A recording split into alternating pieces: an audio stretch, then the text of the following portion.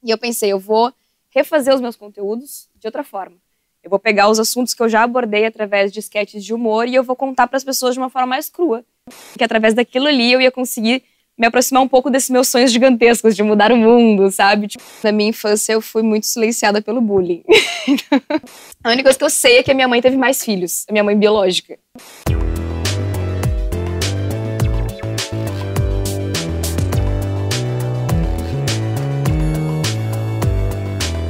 O Olhos Papo está no ar, sejam todos muitíssimo bem-vindos a mais uma edição do nosso podcast, você sabe muito bem, é gravado no Rocket Club, esse bar sensacional de São Leopoldo, do nosso querido Paulinho Czerniak.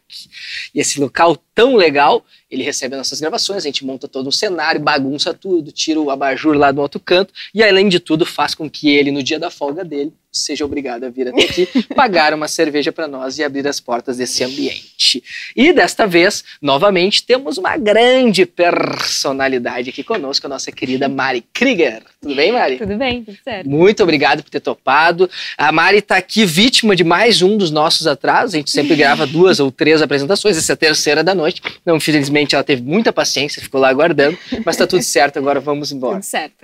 Vamos lá. E antes de ir, eu preciso fazer aquele pedido, aquela solicitação necessária para que os projetos caminhem com as próprias pernas. Nós temos aqui Anderson Cabelo, nosso produtor, nosso editor, o cara das câmeras, Guilherme Biteco na estratégia das redes sociais e produção, Matheus Giuseppe, que não está aqui conosco, está trabalhando e depois faz o pós, todo o trabalho do nosso áudio. Então uma equipe caríssima, tirando eu que não ganho nada aqui, Matheus Beck, tirando eu que sou um jaguara, estou aqui simplesmente porque eu tenho um sonho, né? Tirando isso, então, cara, então preciso do que você se inscreva no nosso canal, dê like, também ative o sininho, as sinalizações, para que você receba e saiba quando tem um vídeo nele. A Mari, influencer, atriz, também formada em biologia, fiz um pouquinho do teminha de casa, e nessas últimas semanas, me corrija se eu estiver equivocado, teve um boom nas redes sociais, não somente no Instagram, como principalmente, eu acho que o TikTok, né? Sim. Inclusive, quando eu compartilhei lá, tem a minha prima, que é a Ana Clara Luzabeck, é sempre o meu termômetro, ela é mais nova, então ela disse, Matheus, meu cara, o TikTok tá estourado. Aí eu compartilhei o teu negócio lá, nossa, a Maria é muito massa, eu vi que ela tava no TikTok, ela tá muito bem, que triste. Como é que foi essa trajetória, como é que foi essa caminhada? E eu tô fazendo um exercício, uma dança, agora inverso, que é falar sobre o presente para depois nós voltar na Mari bióloga. Perfeito. No momento, como que foi? Do dia pra noite, acordou, como é que foi que aconteceu isso? Então, por ironia do destino, eu viralizei quando eu não estava tentando viralizar, eu estava de férias. Eu decidi tirar férias, eu fui viajar. Eu estava literalmente dentro do avião quando tudo aconteceu. Tipo, o maior boom de todos foi quando eu desci no aeroporto lá em Portugal, que era a minha escala, e vi que tinha gente falando de mim no Twitter por causa do TikTok e recebendo seguidores também no Instagram. E tava tudo acontecendo ao mesmo tempo, eu tinha uma escala curtinha ali para entender o que estava acontecendo. E foi literalmente isso. Eu sou uma pessoa que acredita zero em energia, em destino, seja o que for, mas foi bem engraçado, assim, porque foi literalmente quando eu pensei, tá, eu preciso descansar, que tudo aconteceu. Então foi muito doido. Mas o que foi esse vídeo, o que foi esse conteúdo que tu projetou, que na real era só mais um, com todo respeito a esse conteúdo, né, que ele merece, ele funcionou. O que foi esse conteúdo? Então, no TikTok, na verdade, eu estava tentando fazer um tipo diferente de conteúdo, porque eu já produzo conteúdo no Instagram há 2 anos e eu só replicava o conteúdo do Instagram pro TikTok. Eu não criava nada exclusivamente para TikTok e eu nunca conseguia acertar nada no TikTok. Eu não viralizava, não ia pra frente. E eu não conseguia entender que tipo de linguagem que onde eu tava falhando na minha linguagem. E eu pensei, eu vou refazer os meus conteúdos de outra forma. Eu vou pegar os assuntos que eu já abordei através de sketches de humor e eu vou contar para as pessoas de uma forma mais crua. Eu vou ligar minha câmera e vou falar. E daí eu fiz isso, eu fiz uma sequência de vários vídeos em que eu ligava a câmera e falava, você sabia que o suco de maracujá não acalma? E daí eu explicava por quê, falava lá, eu sou a Mari, eu sou a bióloga, e postava. E eu fiz uma sequência e o algoritmo do TikTok, ele é muito estranho, né? Eu entendo bem menos dele do que do Instagram. Então meio que tudo viralizou ao mesmo tempo, assim, toda essa sequência. Foi um que deu 5 milhões, aí veio mais um de 8, aí veio um de 3, começou a viralizar uns antigos. Então foi essa estratégia, que na verdade foi só uma tentativa, que fez meus vídeos terem um grande alcance e das pessoas começarem a me reconhecer como a menina do TikTok, né? O tweet que viralizou, inclusive, falava, essa menina do TikTok está destruindo tudo que eu acredito, ou alguma coisa assim. E as pessoas hoje em dia, quando me reconhecem e vêm falar comigo, falam do TikTok e desses vídeos em específico, assim, sendo que eu tenho, sei lá, 200 vídeos diferentes, mas eu fiquei conhecida por esses 6 que foram os que viralizaram e se tornaram a minha cara na plataforma, assim. Que foi o que tu desmitificou algumas situações, algumas coisas, como tu falou do maracujá. Isso. É que, na verdade, todos os meus conteúdos sempre foram com esse tipo de... Esse intuito, de desmistificar, de explicar de uma forma mais engraçada, de uma forma mais leve, de uma forma mais fácil, de uma forma que eu gostaria de ter aprendido. Tipo, os primeiros vídeos eu comecei a fazer, porque eu comecei primeiro no Instagram, foi justamente isso. Eu comecei a pensar que coisas que eu lembrava da faculdade que eram muito interessantes de contar. Só que eu contava através de uma sketch de humor, eu fazia personagens, eu fazia, tipo, ironia, eu fazia... E não sei se a galera do TikTok não pegou isso, não era esse tipo de humor que eles curtiam, que nunca deu em nada. Então eu só peguei o mesmo conteúdo e falei, vou contar de outro jeito. E tu migrou de quantos mil para quantos? Ou tu ainda não tinha influência por lá? No TikTok eu acho que eu tinha, tipo, uns 40 mil e agora eu tô com 400 mil. Cacete, apenas 10 vezes. Foi. E no Instagram? Isso. No Instagram, antes da viagem, eu tava com 80 e agora eu tô com 160 mil. Cacete, dobrou. Foram 100 mil seguidores em 30 dias. Nossa senhora. Mas tu é uma bióloga. Isso. Quando foi que tu te atentou e viu, cara, vou me dedicar para a internet, vou sobreviver disso ou vou pelo menos tentar viver disso? Então, eu me formei em 2013 pela URGS e logo em seguida eu entrei num mestrado em ecologia. Só que nesse meio tempo... Ai, a minha história é muito confusa, vamos lá. Nesse meio tempo eu gravei um comercial, tá? Eu gravava comercial desde os meus 16 anos, trabalho como modelo e atriz desde os meus 16. Eu gravei um comercial e ele foi um dos primeiros comerciais a passar antes dos vídeos do YouTube. Então a galera tava ali pronta pra ver o seu clipe, né, a música, e entrava eu berrando. Eu gritava, Outlet, adoro!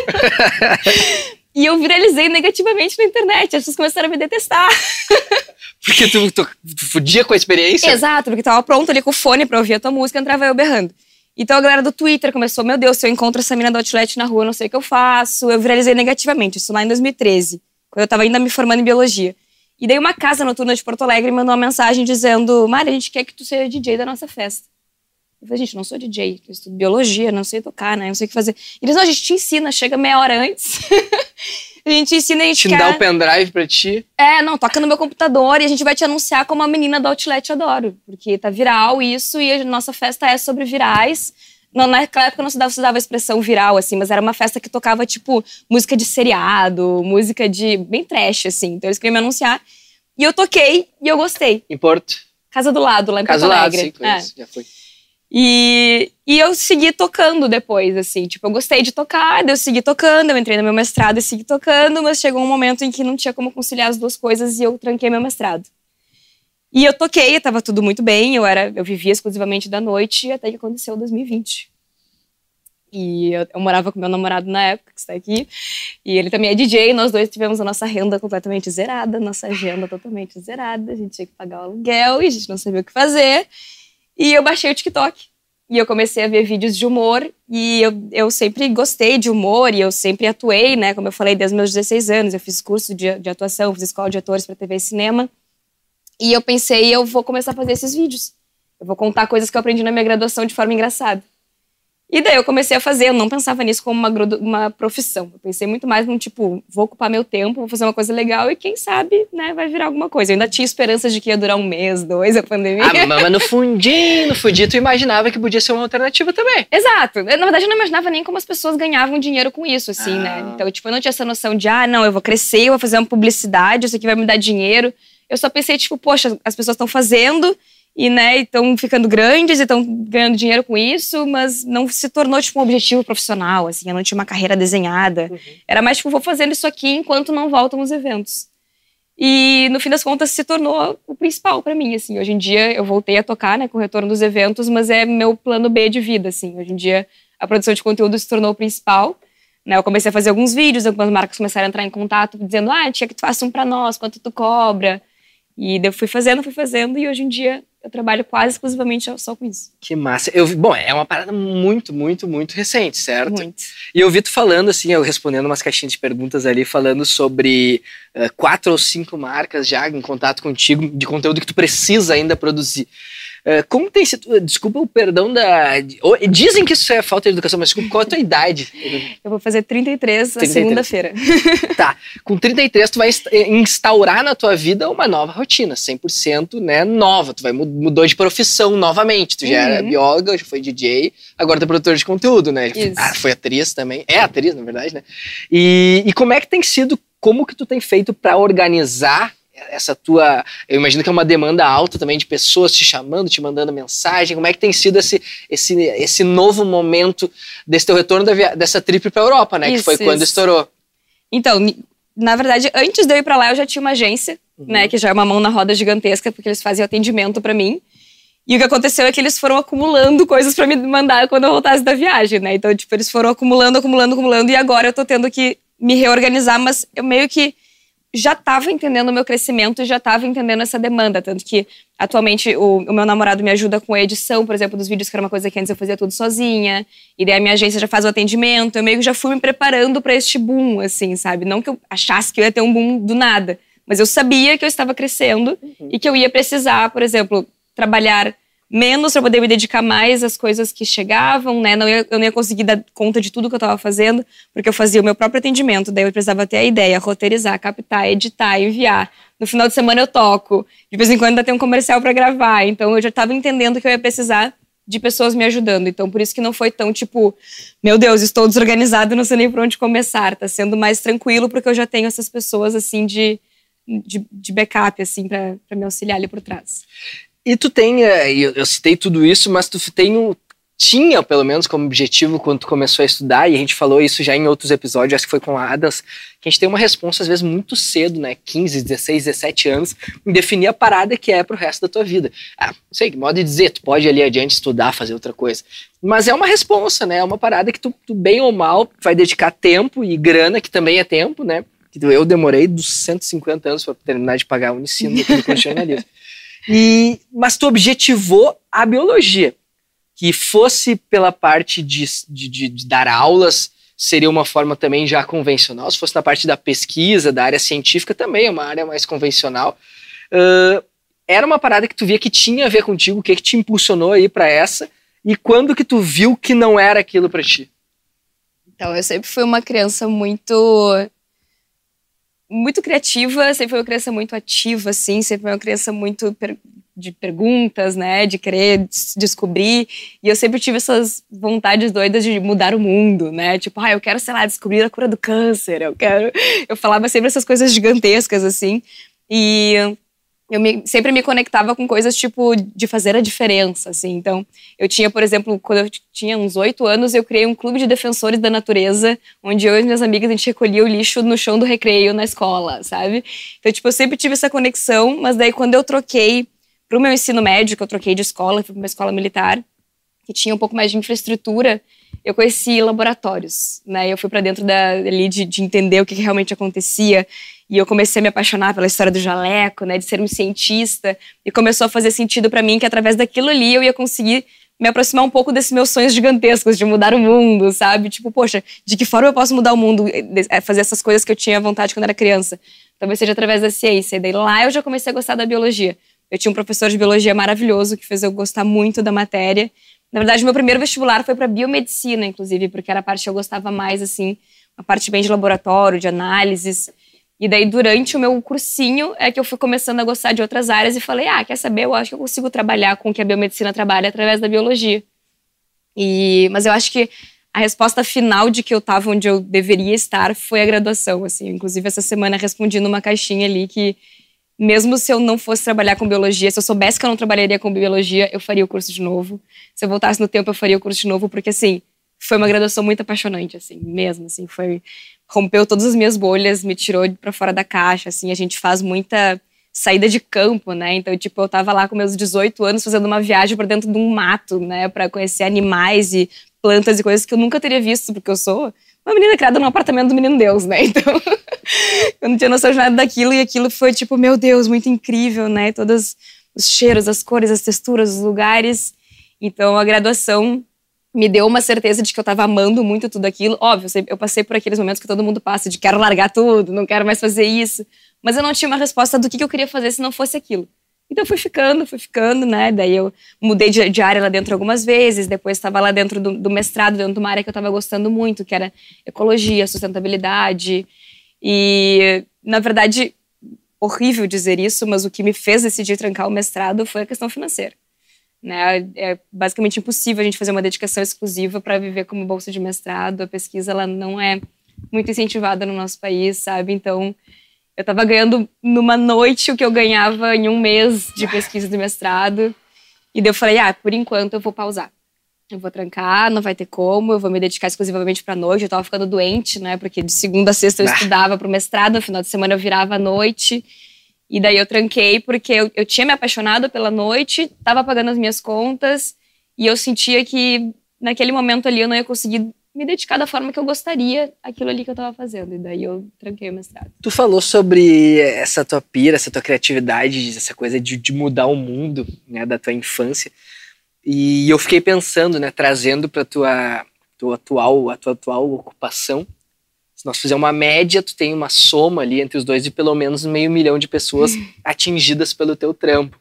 E por mais que ele, em diversos momentos, seja estritamente um entretenimento, ele impacta a vida de pessoas. E tu impactar a vida de pessoas como o Espinosa, que esteve aqui conosco, como o Adams, como de tantos outros, como alguns humoristas, esse teu impacto, ele muda. Um riso no momento que a pessoa está triste, que está depressiva, sei lá.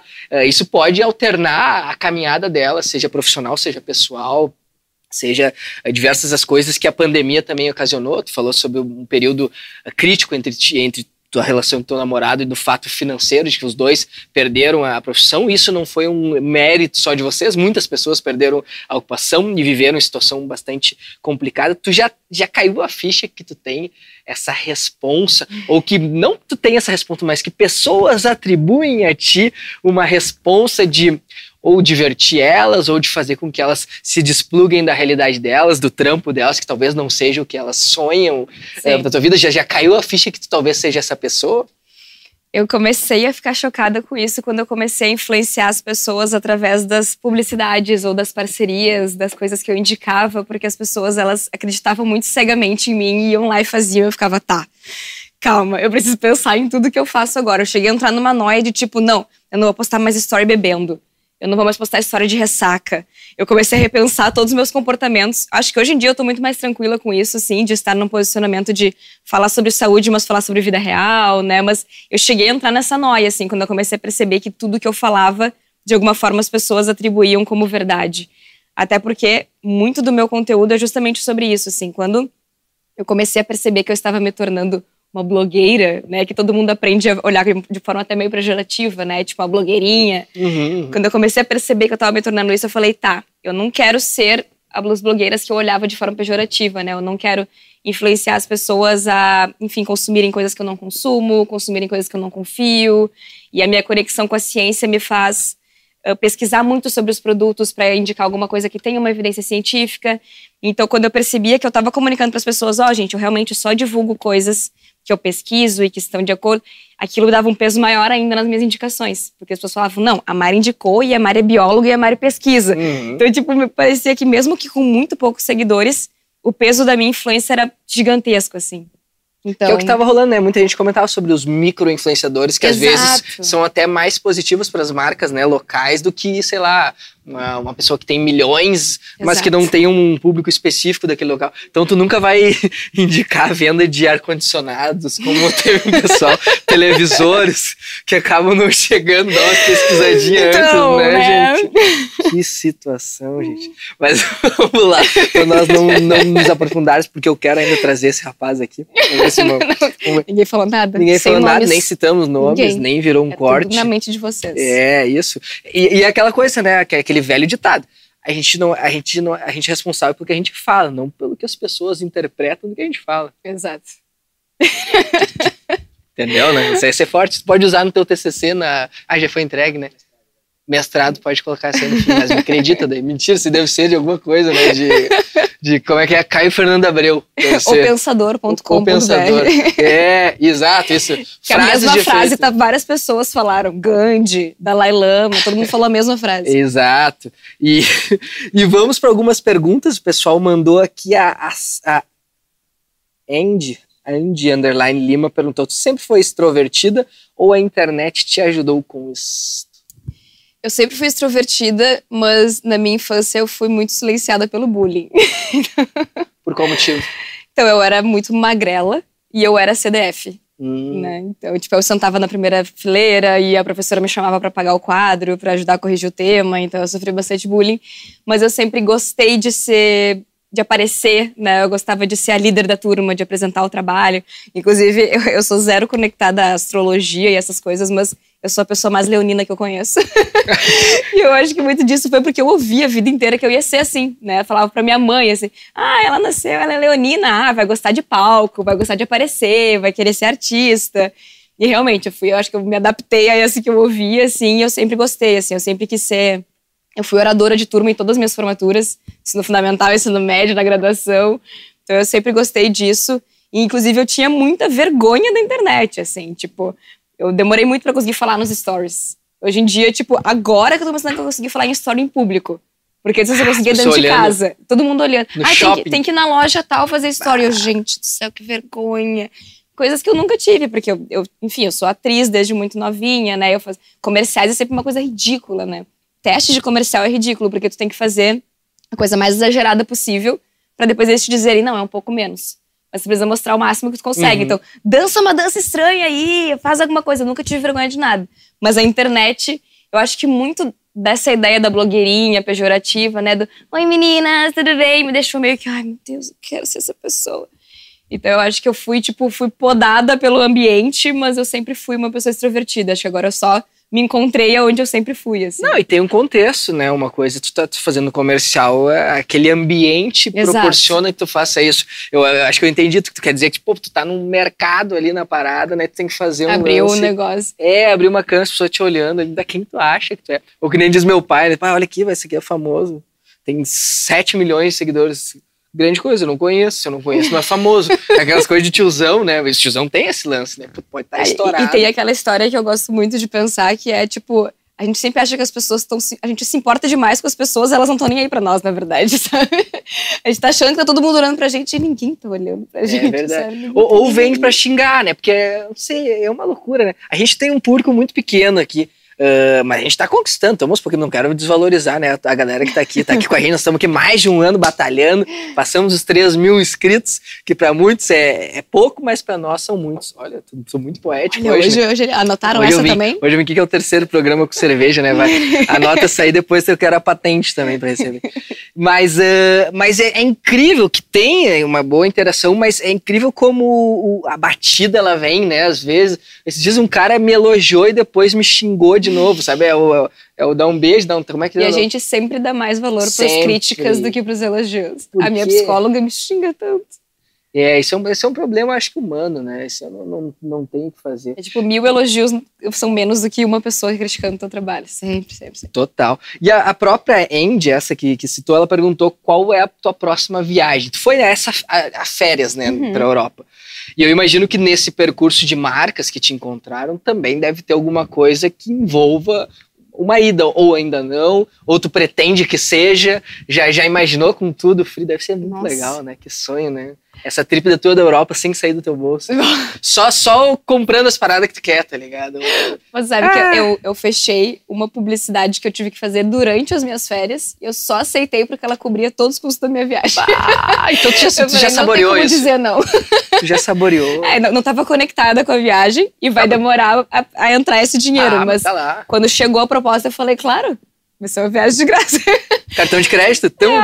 Vou pro fim. Então, eu acho que essas trips de viagem, elas são muito conectadas a um conteúdo de moda, um conteúdo de lifestyle, que é bem diferente do meu, assim, né? Geralmente, as marcas que trabalham comigo, às vezes são serviços, ou são coisas que não estão muito conectadas àquilo, coisas que eu não consigo levar comigo para a viagem, então não faz muito sentido, sabe? Tipo, sei lá, eu faço uma corretora de investimentos, eu faço um banco, Daí é difícil, porque geralmente essas coisas são produtos que tu leva contigo pra viagem, e tu faz a coisa lá. Então, por enquanto, eu não consigo imaginar uma viagem que seja relacionada a trabalho. Mas como eu falei, tipo, o meu trabalho ele possibilita que eu esteja lá fazendo uma coisa que vai pagar a viagem, então... Não necessariamente tem a ver, mas sei lá, uma marca de mala de viagem. Incrível. Né, uma pessoa que... Esses dias eu vi Uma guria que até já gravou com a gente, a Carol, ela tava com uma organizadora de malas. Uma pessoa que organiza malas? É, uma pessoa que organiza Que legal. mala. Eu achei muito legal. Porque daí, tipo, ela otimiza, tá ligado? Sim, a tua sim. mala, assim, achei muito massa. Eu tenho uma prima que é comissária, ela já me deu umas dicas, eu sei umas diquinhas, assim. Mas a mulher é fera, porra, ela bota um guarda-roupa dentro de uma mala. E ela deve ter ganho, porque ela marcava lá o arroba da pessoa. Sim, sim. Com certeza você ganha. Eu ainda não faço a prospecção de publicidade, né? Que seria eu pensar numa marca e mandar um projeto pra ela e perguntar, e aí, vamos comigo? E não conseguia Isso fazer... rola? Rola. Tu monta, sei lá, um PPTzinho pra marca e fala, essa aqui sou eu, essa aqui vai ser a minha viagem, e a minha ideia é eu levar vocês comigo, eu vou fazer esses posts aqui e custa tanto pra vocês irem comigo. Ou fazer a viagem, ou fazer um projeto aqui até. Então eu nunca fiz, na verdade, por demanda de trabalho mesmo, assim. Tipo, atualmente eu não consigo prospectar porque tem muita coisa entrando. Não deu tempo, tem que surfar, né? Mas a ideia é, tipo, sei lá, de repente aumentar os valores do que tá entrando pra eu conseguir diminuir esse volume e prospectar coisas que eu gostaria de trabalhar. Então, tipo, em viagens eu consigo ver muito isso, porque tu cria um projeto e consegue mandar pra pessoa, tua marca vai estar comigo nesse lugar aqui, nesse destino, fazendo isso aqui. Eu acho que super rolaria, acho que num futuro próximo... Não, com certeza vai acontecer, tá no teu horizonte. Uma pergunta meio estranha aqui, mas eu vou fazer porque é o meu terceiro programa e eu já tomei bastante cerveja. O Block Bustard perguntou, ela prefere... Cara, não tem sentido. Ela, é que eu, às vezes eu penso que possa ter um cunho, tipo assim, de uma parada que tu já falou lá, sabe? Tomara que tenha. Ela preferia ter narinas do tamanho de punhos ou punhos do tamanho de narinas. E por quê? Eu nunca falei sobre nada disso. Cara, que isca! Os meus seguidores, eles... Foi o seguidor teu, Mari, que veio. Eu atraio uma galera que... Tu preferia ter narinas do tamanho do punho ou punho do tamanho de narinas? Eu acho que punhos do tamanho de narinas. Eu ia ter a mão, muito fino. Mas não me muda muita coisa se eu tiver a mão, né? É que depende de qual for a narina. Tipo, não seria uma narina tua, né? É porque a minha narina a tua narina é pequena. Mas é que um punho também da narina ia prejudicar muito meu rosto, né? Eu consegui enxergar direito. Só que ao mesmo tempo tu não ia roncar, porque tu ia ter uma respiração muito boa com o nariz. Então, vamos botar na balança. Tá, que bobagem. Mas vamos seguir adiante. É inacreditável. Sabe que eu acho que essa pessoa mandou essa pergunta na minha caixinha também. Ela queria muito que eu respondesse isso. Ah, era mesmo? Ela mandou isso também? Eu não sei se foi a mesma pessoa, mas eu já recebi uma pergunta muito parecida com essa. Se então for essa ela, pessoa... ela tá ficcionada nessa questão. Block Bustard é uma pessoa muito... falar com a terapeuta. É um alter ego dessa pessoa que vai... Jesus, cara. Não, é cada um. Aí eu vou sair dessa pra um assunto super sério, o que não tem nenhum sentido, né? É assim, pessoal. Mas assim é a dança, né? Eu gosto dessa coisa, né? O linear acho que cansa a galera, né? Não sei, vamos ver. Vamos ver. Não, aqui o Bruno Nunes, aí tu imagina já quando eu falo sobre algo muito sério, mas que eu vi que tu falando que tu não leva tão a sério, tu não romantiza a parada. Que foi, você soube como o próprio processo de adoção ou nunca quis saber dessa parte? Sim. Eu vi tu falando e achei muito legal, mas pra quem não viu... Então, as pessoas sempre têm uma visão meio hollywoodiana da adoção, né? De que, sei lá, meus pais esconderam a vida inteira deles, me contaram, eu me rebelei contra a minha família e fui buscar a minha família biológica. E, na verdade, eu sempre soube que eu sou adotada, por isso que isso não é um big deal pra mim, assim. Tanto que as pessoas falam, nossa, cadê o vídeo sobre adoção? Gente, mas eu não tenho o que falar. Porque, sei lá, meus pais me ensinaram desde pequenininha, assim, eles foram mudando como eles falavam, né? Tipo, quando eu era muito pequena, minha mãe falava que eu era filha do coração.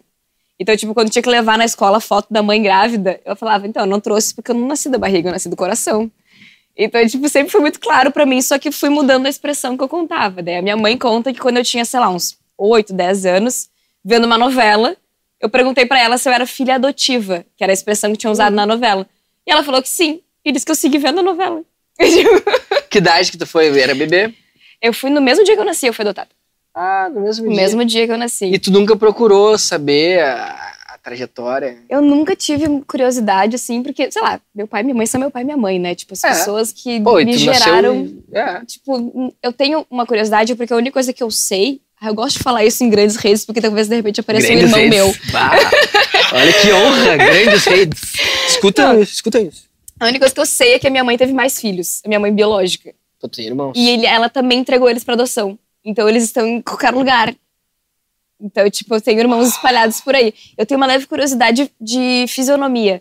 Porque eu nunca vi uma pessoa parecida comigo. Tipo, meus pais não parecem comigo e eu não tenho irmãos. Então, tipo, eu não tenho muita curiosidade de conhecer, conversar, mas ver uma foto de alguém parecido comigo deve ser muito doido. E aí, Pô, deve ser muito curioso, né? Porque tu tem um irmão, tá ligado? E tu não tem irmão? Não tenho. Sou filha única. Doido, né? Bah. Às vezes as pessoas me mandam, nossa, tu parece... Tem uma atriz, sério, uma atriz, o nome dela é Cláudia Rieira. Ela faz uma série que chama Vis-a-Vis. Ela é assustadoramente parecida comigo. E ela é a única que eu concordo. Todo o resto que falam, tu parece fulano. Eu falo, nem tanto. Mas essa é assustadora. E tu parece, sabe com quem? Tu parece com a Anne with an E. Anne with an E, também recebo. É, mas eu essa não é acho muito tanto. não Mas acha? tu tem que ver a Cláudia Rieira.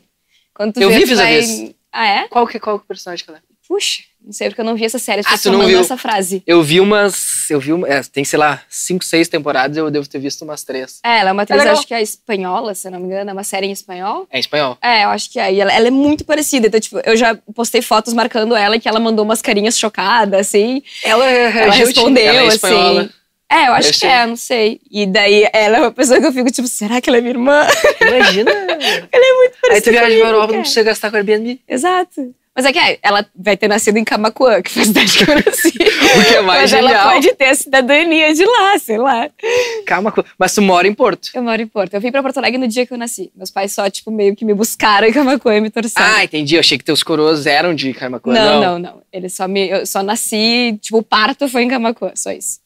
E tu sempre estudou, sempre morou a vida inteira, tu falou no Menino Deus ali em Porto Alegre. Isso. E trabalhou. E como é que foi, na verdade, como que tu projeta daqui por diante toda essa tua caminhada, todas essas tuas novidades, quais são as tuas próximas ambições? É tão louco, né, te questionar em cima disso, porque tu tá num turbilhão de coisas novas. Que eu acho do caralho isso, porque com o Spinoza nós gravamos, que eu acho que vai ir depois de ti.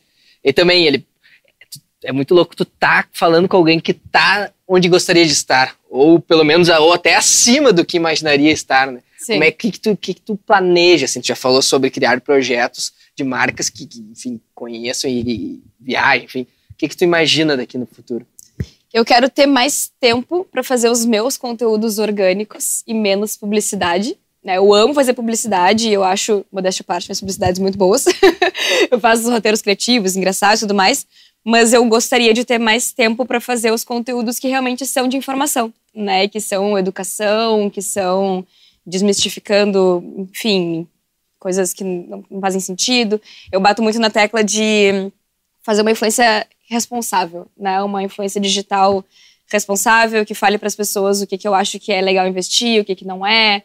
De falar, às vezes, sobre produtos milagrosos que prometem Deus e o mundo para as pessoas e custam caríssimo e o quanto aquilo não vale a pena. E hoje em dia eu não tenho muito tempo porque eu preciso priorizar as publicidades. Né? Eu coloquei um limite de entregar uma publicidade por semana e uma por semana também dos meus conteúdos orgânicos, mas às vezes não dá. Até porque a minha criação, ela depende 100% da minha criatividade e às vezes a criatividade não vem, às vezes a gente tá cansado. Muito das minhas férias foi para isso também. Eu precisava descansar para ter mais ideias.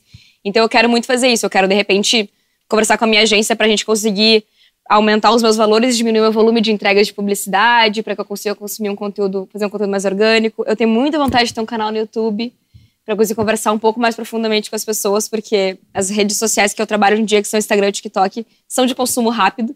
E é muito difícil falar de ciência em 1 minuto. E as Poder de síntese. já acham que eu falo muito, elas me xingam e falam, eu acho que você deveria enrolar menos e ir direto ao ponto. Enrolar. E, gente, eu tô literalmente fazendo uma explicação sobre microbiologia em 1 minuto, sabe? É impossível.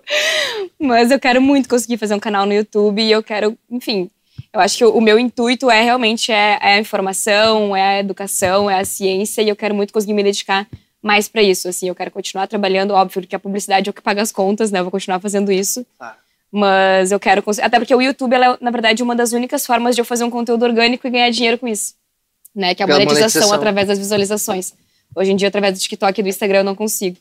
Mais uma cervejinha aqui. Então eu quero muito conseguir fazer isso, até porque daí lá eu vou poder ser eu e falar só o que eu quero, do jeito que eu quero e de repente conseguir ganhar dinheiro com isso de alguma forma.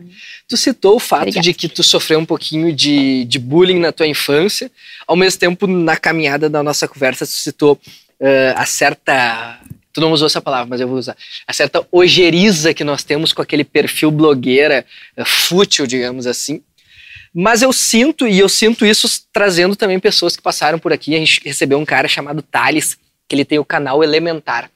E muitos amigos que viram, que legal. O que é o Elementar? Ele pega assuntos específicos e não necessariamente que estão em alta e ele disseca, sei lá, esse até é mais em alta, é a história, como que o Elon Musk se tornou esse cara. Uhum. Qual que é a origem de tal determinada coisa. Ele faz documentários, ele estuda pra caralho, ele pesquisa pra caralho, é algo super nichado, ele diz que não tenta fazer, ele já surfou algumas coisas e ele não quer, ele quer ser meio outsider, assim. E eu vejo que a internet, de uma forma positiva e de certa forma propositiva também, ela abre espaço para esses nichos. E eu uso outra coisa que eu sempre falo aqui, conheço uns caras que têm um podcast sobre motorhomes, tá ligado? Uma parada muito específica. Muito específica. Então, Tu vê também como algo positivo tu não se encaixar, talvez, num padrão de produção de conteúdo, de vir de uma origem totalmente distinta da maioria dos produtores. Tu vê isso com bons olhos e como é que tu analisa, ou quem que tu diria que também tem um caminho semelhante, que tu já se espelhou, ou é uma coisa muito, muito tua, assim? Tem alguém que tu te espelha, assim? Então, é bem complicado eu conseguir colocar alguém, assim, porque eu faço muitas coisas, né? Então, encontrar alguém que é criador de conteúdo de ciência e também é DJ. Então, então eu tenho pessoas em cada uma das minhas coisas, em cada um dos meus nichos, assim. E, na verdade, eu também, durante muito tempo, migrei dentro de vários nichos para tentar entender que tipo de conteúdo que eu ia produzir, né? E eu acabei me encontrando num conteúdo de, enfim, de influência responsável, mas de ciência, mas de vida real também, mas de lifestyle. E eu fiz, na verdade, um curso durante a pandemia até, de um cara que falava que não acreditava em nicho. Que ele acreditava que a gente cria o nosso próprio nicho, é isso que faz a gente ser tão único, né? Que tu, de repente, eu vou falar sobre música. Não, eu vou falar sobre música através de referências de Friends, enquanto eu uso um macacão azul marinho e isso é que vai fazer eu me destacar. E eu achei isso muito doido, porque eu acho que foi justamente isso que fez eu crescer, né? Porque eu sou, tipo, uma pessoa que fala de ciência, mas que bebe no final de semana e tem ressaca, né? Ou uma pessoa que fala sobre, enfim, sobre veganismo e impacto no meio ambiente, mas também tô, sei lá, num festival de música, fazendo story, falando que eu gosto muito daquilo e passando perrengue, enfim. Eu acho que isso me tornou única, inclusive muitas pessoas às vezes vêm conversar comigo sobre eu tenho muita dificuldade de crescer e o meu nicho é moda. Eu falo, que complicado, né? O nicho de moda, eu olhando pra ele, parece tão saturado, né? Parece que todo mundo faz vídeo de lookinho e get ready with me. E eu falo, cara, tu tem que encontrar alguma coisa que te torne único, né? Tu tem que ser a pessoa que fala de moda, mas que fala de moda com, sei lá, com um sotaque diferente. Ou tu fala de moda, sei lá, eu lembro daquele menino que viralizou, que falava de uma forma bem calminha, assim, sobre os looks. Não sei se tu te lembra no TikTok. Acho que sim. Ele falava, oi, gente, hoje eu vou usar esse lookinho aqui. Só o jeito dele falar já era diferente de tudo, sabe? Então, é bem isso, é tu criar o teu próprio nicho, sabe? Então, eu acho que no início eu olhei isso como uma coisa ruim, né? Eu não me sentia única, eu me sentia perdida. Eu achava que as pessoas olhavam pra mim e falavam, ih, que bagunça. O que essa menina fala? Ela fala tanta coisa. E eu me tratei em muita terapia na minha vida pra entender que, na verdade, isso me tornava diferente, que o meu caminho é único, que eu não posso me comparar. Por isso que talvez seja tão difícil também pra mim colocar uma pessoa como objetivo, porque eu trabalho muito em não me comparar por pensar que meu caminho é único, sabe? Olhar pra um criador de conteúdo X, sei lá, esse menino, por exemplo, né, que é um cara que eu admiro muito, que é um cara do humor, que querendo ou não dá ali uns pitacos de ciência, porque ele viralizou falando da vacina, né, e tudo mais, mas ainda assim é uma trajetória completamente diferente. Ele é um humorista de palco, de stand-up, né, e enfim, talvez quando chegar uma publicidade pra ele, ele vai fazer aquela publicidade que eu não faria. Então eu tenho, digamos que, mini referências, assim, né, eu vou juntando, sei lá, o Whindersson Nunes aqui, ou esse menino aqui, daí a galera que é cientista e faz conteúdo de ciência e não necessariamente vive da publicidade do Instagram. Eles estão ali só divulgando mesmo, com os divulgadores científicos, e eu, tem um pouco disso em mim também, tem um pouco disso, e eu vou criando tanto o meu nicho como quem são os meus exemplos ou quem são as pessoas das quais eu gostaria de me aproximar. Adorei, porque isso era uma luta que nós tínhamos aqui sempre, que a gente falava sobre isso. A gente abre um projeto em São Leopoldo, que eu achava legal que a gente fosse conhecido como os caras do podcast de São Leopoldo. Mas eu não queria entrevistar só pessoas de São Leopoldo. Sim. Só que aí você vai, Matheus, mas tu vai entrevistar só os caras do esporte? Não, eu já trabalhei como jornalista esportivo durante 6 ou 7 anos. E eu adoro futebol, adoro esporte, mas eu não gosto só disso. Por que tu tem que me limitar a falar com um jogador de futebol e jornalista? Eu quero trazer a tua história, eu quero trazer, como a gente já trouxe aqui, a Lu, que é uma pessoa, uma maquiadora, que tem uma história foda. O Rodrigo, que é um cara que tem 3 ou 4 filhos de adoção, que é um cara que é cabeleireiro, que é super renomado aqui na região, casado com um cara sensacional também. E eu acho que eu sempre dizia assim, a pluralidade da parada. Exato. E tu acabou de porque você me xingava, Matheus, tem que escolher, é nicho. Agora eu tenho essa teoria que eu vou utilizar, eu vou te dar os créditos, tá? De que o nicho não pode ser criado por nós, pode ser o nosso nicho. Exato. Aí, vou pegar. E mais o gancho de uma outra parada que tu falou sobre se tornar vegana. Eu imagino, eu não sou nem vegetariano, mas eu imagino que seja um processo, né? Geralmente é um processo. Como foi? Quando e foi uma consciência que te fez se tornar isso? Qual foi o procedimento, o processo para que tu te tornasse vegana? Certo. Eu já tinha aquela pulguinha atrás da orelha por causa da faculdade, né? Porque dentro da faculdade de biologia a gente começa a estudar sobre impacto ambiental, sobre desmatamento, a gente começa a entender o impacto da indústria da carne nisso. Então eu já tinha aquela pulguinha lá, mas eu tinha as minhas desculpas, né? É muito difícil, muito caro, não, mas melhor não. E fui empurrando, mas eu sempre fui uma grande apreciadora da culinária vegetariana e vegana. Os meus restaurantes preferidos sempre eram esses. Eu gostava de cozinhar essas coisas, então meio que eu já flertava com essa ideia e faltava um empurrão, assim, né? E inclusive o meu mestrado, na época que eu estava estudando antes de trancar, né, era sobre impacto de alimentação orgânica, então eu já tinha também um pouco desse embasamento. E daí, na verdade, em 2019, foi o meu namorado que sugeriu que a gente parasse de comer carne. Ele falou, vamos parar de comer carne? Por que a gente não para? Foi essa a pergunta. Por que a gente não para de comer carne? Tipo, por que a gente ainda tá comendo carne? E vocês eram grandes consumidores? Comiam hamburguinho, churrasco, como é que era? Comia. Era? Eu acho que... E era tipo, uma parada do prazer ou era coisa corriqueira? Cara, que tipo, dentro de casa, eu já tinha parado de comprar carne desde os meus 23 anos. Ah, tá, já não tava. Porque é caro. Caro. Porque faz sujeira, porque eu esqueci de descongelar, era sangue pra todo lado. Tipo, o peito de frango eu comia, né? Sushi eu comia, churrasco na casa dos amigos, sim.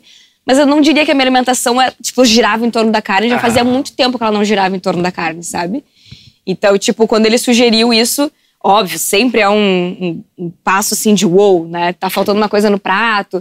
Mas eu já consumia influenciadores de culinária vegana e vegetariana, eu já tinha vários exemplos, eu já tinha um pouco da consciência, eu já tinha assistido todos aqueles documentários que todo mundo assiste, né? Então, tipo, a gente deu esse passo e eu acho que o vegetariano foi fácil, foi tranquilo, né? A gente tinha ainda os derivados ali, né? Era uma coisa mais confortável.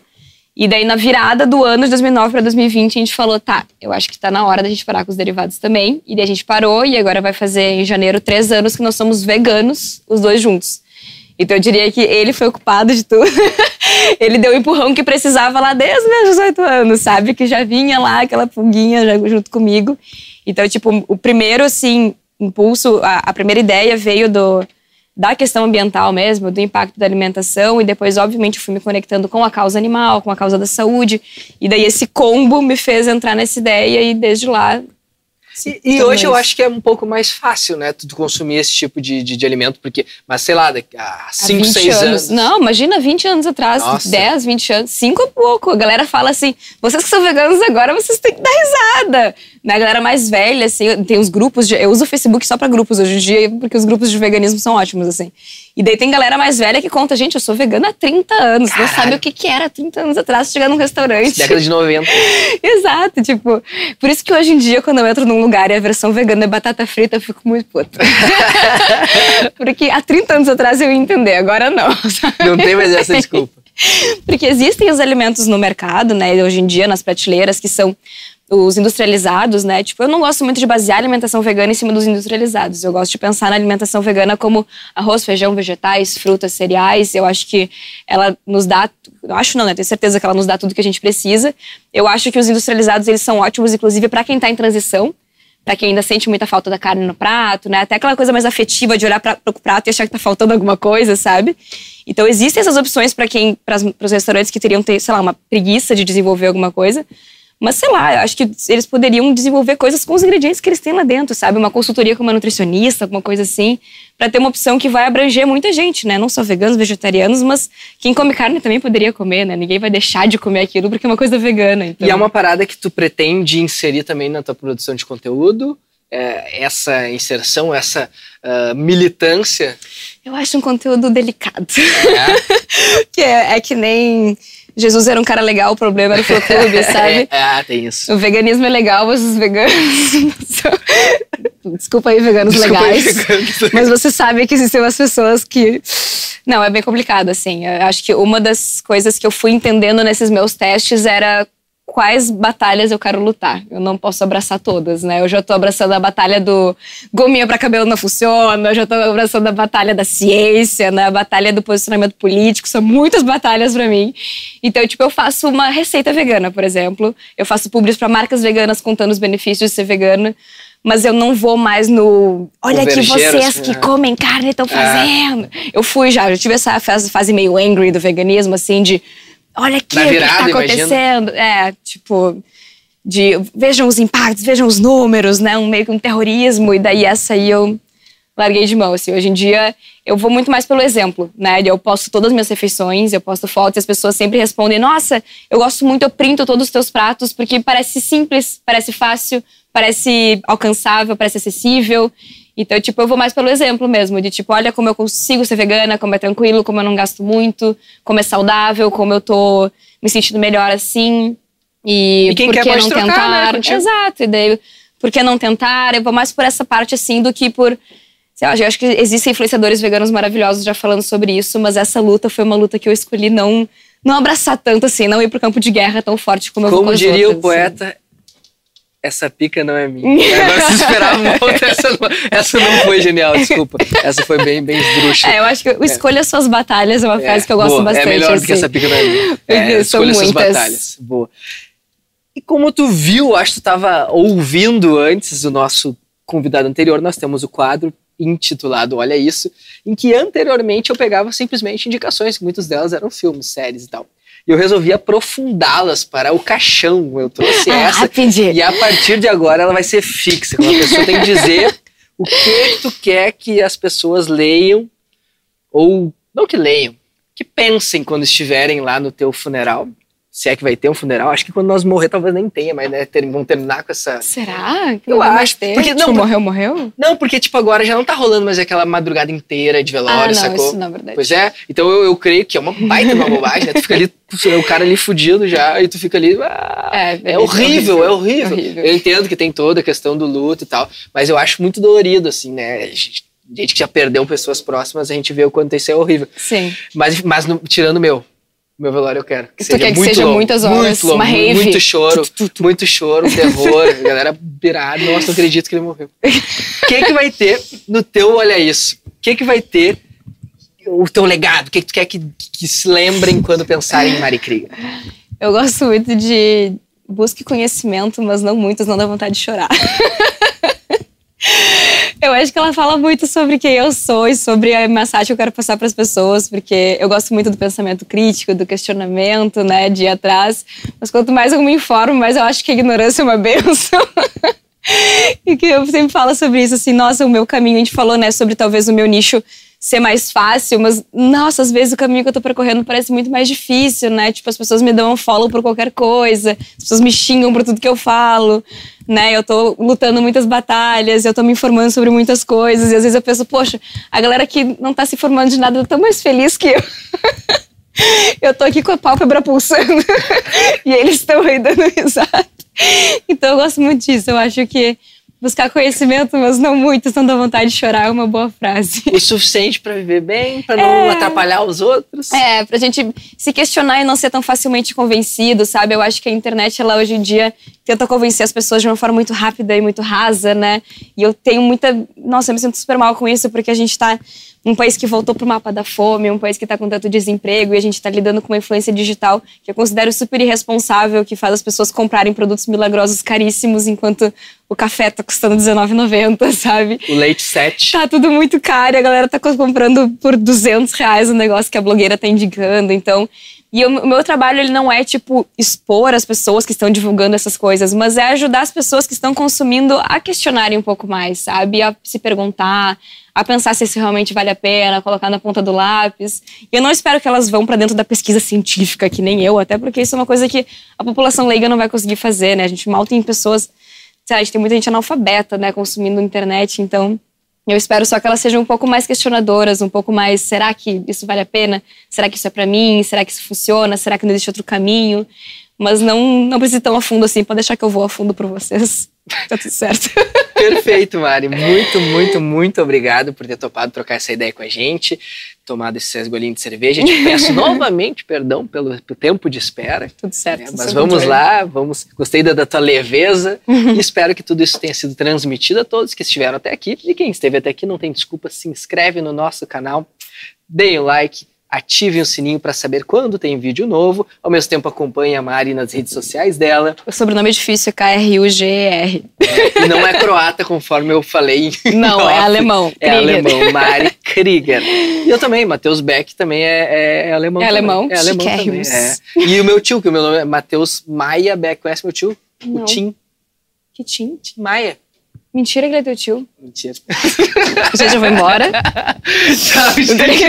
Toda segunda-feira, 20 horas, episódio novo no nosso canal. No YouTube, no Spotify. Agora o Spotify também em vídeo. Nos acompanhe por lá. Obrigado. Até mais. Valeu.